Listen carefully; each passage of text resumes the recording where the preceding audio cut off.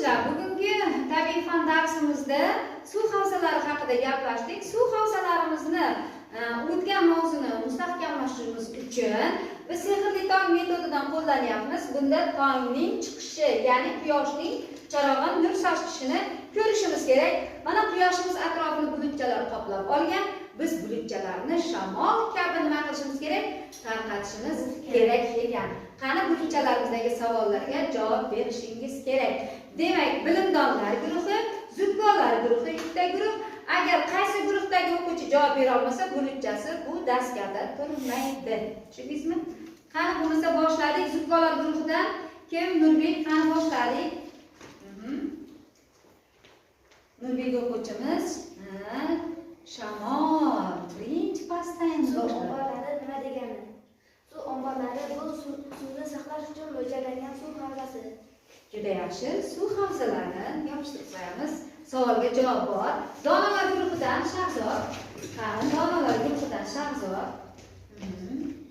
Qani demak.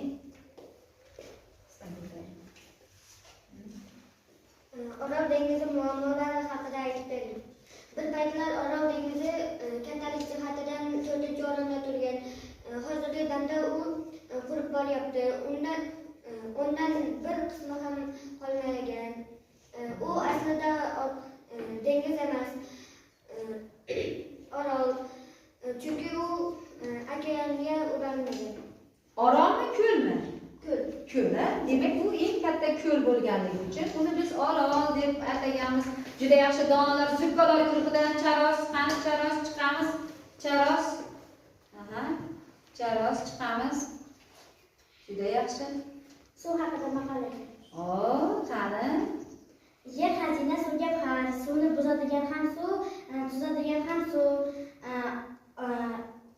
Oldidan oqqan suvni qadri yo'q. Do'st do'stga boqar, suv suvga boqar. Barakalla. Demak, zukkolar guruhimiz maqollar ham aytildi. Qani donalar guruhidan Doniyorboy chiqamiz, Doniyorga chiqamiz. Qani shamol kabi kelib, bulutingizni o'chiringchi. Qani? O'chiramiz. Demak, Suvning ifloslanishiga sabab nima? Suvning ifloslanishiga sabablar nima ekan? Qani? Suvning ifloslanishi bu insonlar suvga chiqindilar tashlamash kerak. Unda suv ifloslanib, katta daryo ko'llarga boyaga tashlagan chiqindilarimiz qo'shilib suvlarni nima qilyapti? Iflos qilyapti. Juda yaxshi.